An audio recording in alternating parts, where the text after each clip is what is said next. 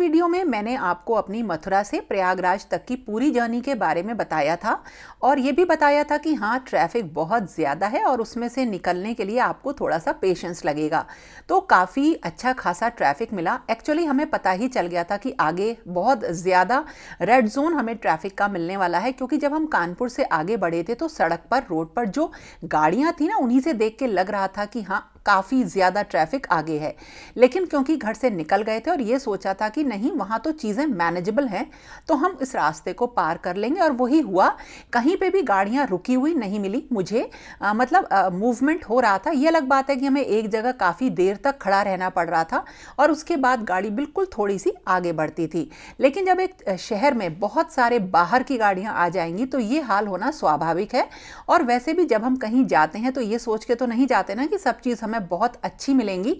तो अगर किसी तीर्थ पे जा रहे हैं या किसी ऐसी जगह जा रहे हैं जहां करोड़ों लोग आ रहे हैं, तो वहां मन में ये सोच के ही आपको जाना है कि हाँ, हमें रास्ते काफ़ी भीड़ भाड़ वाले मिलेंगे और आप कुछ भी प्लान करके वहां नहीं जा सकते हैं, क्योंकि सारी चीज़ें बिल्कुल अनएक्सपेक्टेड आपको फेस करनी पड़ेंगी। तो मैं तो पहुंच गई थी प्रयागराज इस सारे ट्रैफिक को देखते हुए, और मुझे काफ़ी लंबे टाइम तक ट्रैफिक में रहना पड़ा। मैं आपको अगर ओवरऑल बताऊं तो मैं 4 बजे, शायद अब मुझे ठीक से टाइम नहीं याद, शायद 4 साढ़े 4 बजे हम प्रयागराज पहुंच गए थे। हमने एंट्री ले ली थी, लेकिन उसके बाद हमें 5-6 घंटे लगे हैं जहां हमने स्टे किया है वहां तक पहुंचने के लिए।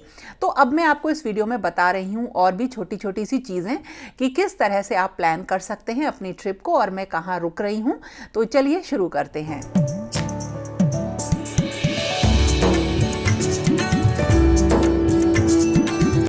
हमें ना यहाँ पहुँचने में जो टाइम लगा वो लंबा टाइम लगा, करीब 14-15 घंटे लगे हैं हमें यहाँ पर पहुँचने में।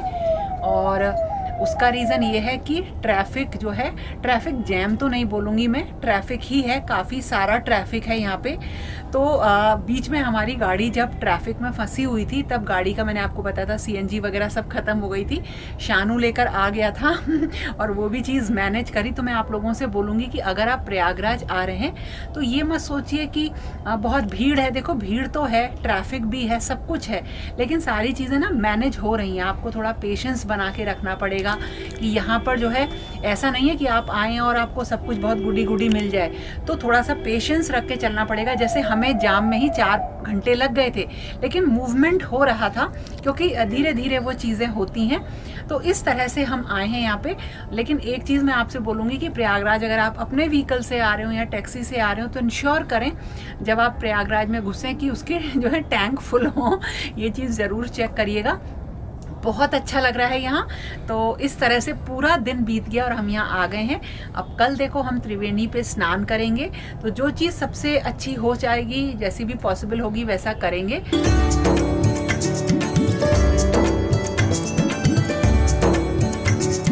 और अगर हम रात को चले होते तो हम यहाँ दिन में पहुँचते और स्नान करके हम एकदम निकल जाते, क्योंकि बहुत भीड़ भाड़ वाली जगह है ये।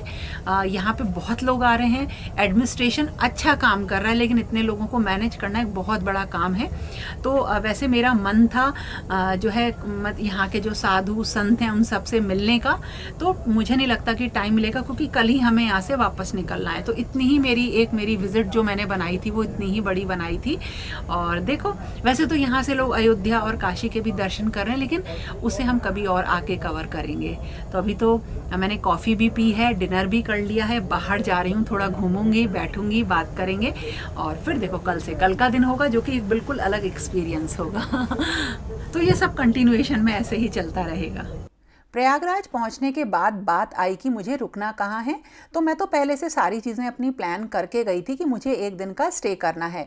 वैसे तो आप स्टे करना भी चाहें तो चीज़ें हैं, आप उनको ऑनलाइन बुक कर सकते हैं। बहुत सारे जैसे होटल्स हैं, बहुत सारी वेबसाइट्स हैं।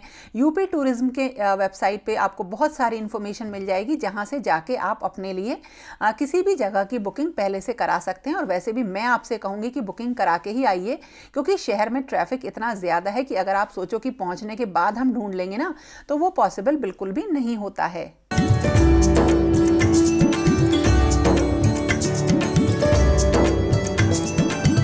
जितनी थकान हुई थी ना वो यहाँ आके सही हो गई बिल्कुल।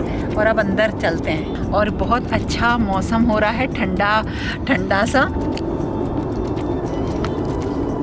और इसको ऐसे करके बंद कर सकते हैं।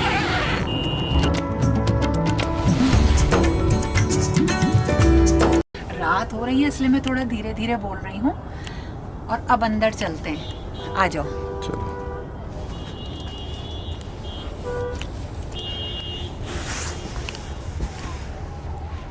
तो देखो अंदर एक बेड ये है, कितना अच्छा है ना, कितना सुंदर सा। और पूरी इलेक्ट्रिसिटी वगैरह बिल्कुल प्रॉपर है। इधर सब कुछ देखो कितना सुंदर लग रहा है। और एक बेड इधर पड़ा हुआ है और इधर ये टीवी भी है। और इसके साथ यहाँ पे ना वॉशरूम है पूरे। इधर गीजर वगैरह सब लगा हुआ है उसमें, वो इधर है देखो। और इसके अलावा यहाँ पे देखो एक ड्रेसिंग रूम है, इधर आ जाते हैं।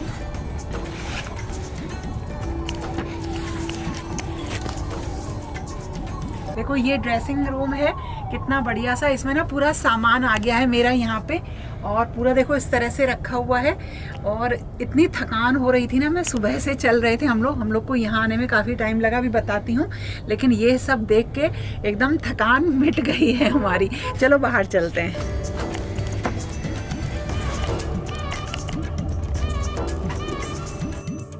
और अब मैं आपको एडवाइस करूंगी कि आप यहाँ पे स्टे ना करें। तो उसका रीज़न मैं आपको बताती हूँ। वो ये है कि बहुत सारे लोग चाहते हैं कि हम संगम में स्नान करें।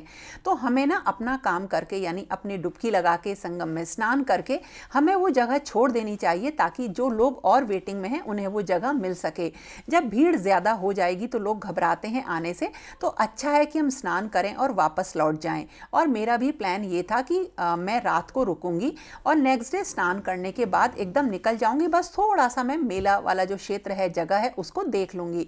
लेकिन मुझे रुकना इसलिए पड़ा रात तक, क्योंकि ट्रैफिक जाम बहुत ज़्यादा था और किसी भी तरह से हमारी गाड़ी निकलने वाली स्थिति में नहीं थी। तो इसीलिए आप लोग भी आइए, संगम स्नान करिए, पुण्य कमाइए और उसके बाद जगह को छोड़ दीजिए।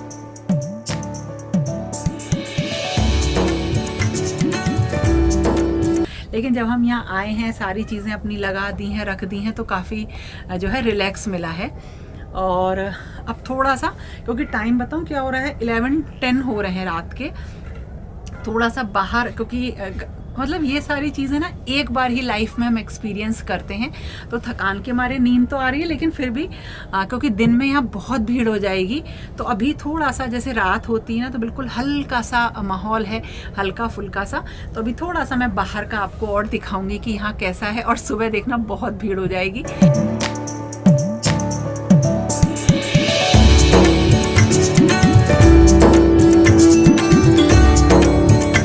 भी मन नहीं कर रहा कि मैं रात को सोऊं। और देखो कितनी सुंदर है,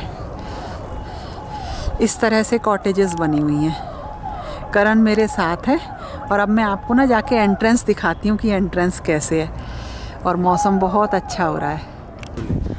मैं और करण घूम रहे हैं यहाँ पे। हाँ बोलता है, रिकॉर्ड नहीं होगा। अच्छा लग रहा है, मौसम अच्छा है। मतलब ऐसा नहीं लग रहा कि रात को ठंड हो रही है बहुत ज़्यादा, इतनी ठंड भी नहीं है, अच्छा मौसम है। मेरी शक्ल बिल्कुल उतर गई लेकिन यहाँ आने के बाद ना बहुत अच्छा लगा, बढ़िया लग रहा है।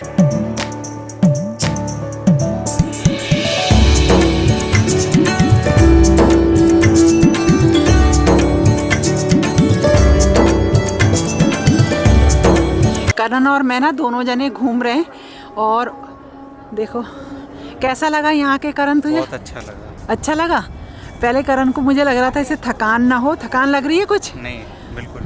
लेकिन जाम में तो फंस गए थे जब पेट्रोल और डीजल दोनों सीएनजी खत्म हो गए थे। थोड़ी टेंशन सी हो गई थी कि मतलब गाड़ी में फ्यूल नहीं था। हाँ। तो उसकी वजह से कहीं कोई प्रॉब्लम ना हो जाए, गाड़ी मतलब बंद ना हो जाए बिल्कुल। शानू ने कमाल किया। हाँ, शानू मैन ऑफ द मैच था आज का। आज शानू मैन ऑफ द मैच था।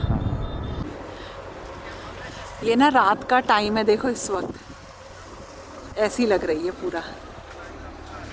और जहाँ तक घाटों की बात है, स्नान की बात है, तो बहुत सारे घाट हैं। ये तो आप लोगों ने बहुत सारे वीडियोस में देख लिया होगा। तो ज़रूरी नहीं है कि हम एक किसी पर्टिकुलर घाट पर ही स्नान करें, लेकिन हाँ, अगर संगम घाट पर आपको मिल जाता है टाइम, जगह और वहाँ तक आप पहुँच जाते हो तो वो बहुत बढ़िया है।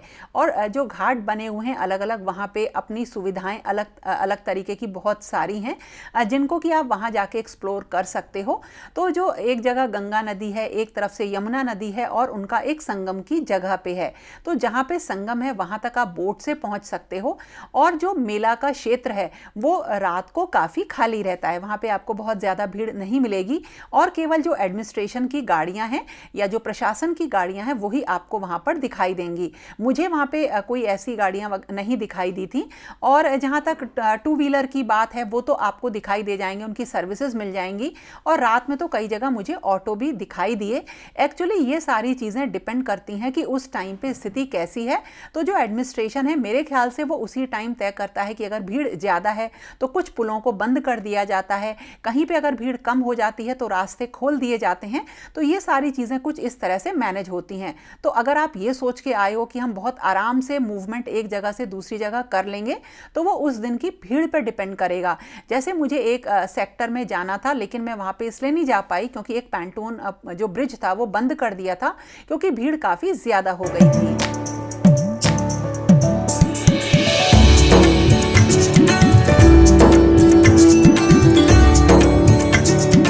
और हम कल ही करेंगे स्नान।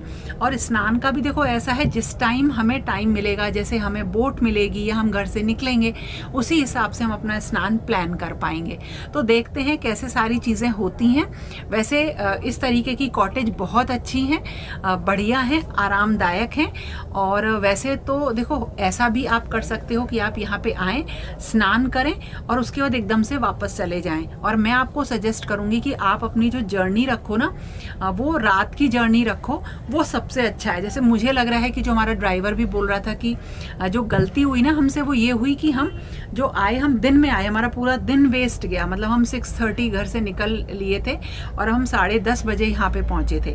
तो उससे अच्छा है कि रात को ना इतना ट्रैफिक नहीं है, तो रात को आओ यहाँ पे और स्नान वगैरह रात को ही करके आप मॉर्निंग में यहाँ से जा सकते हो। लेकिन अगर आपको त्रिवेणी संगम पे स्नान करना है तो उसके लिए आपको सुबह तक का वेट करना पड़ेगा।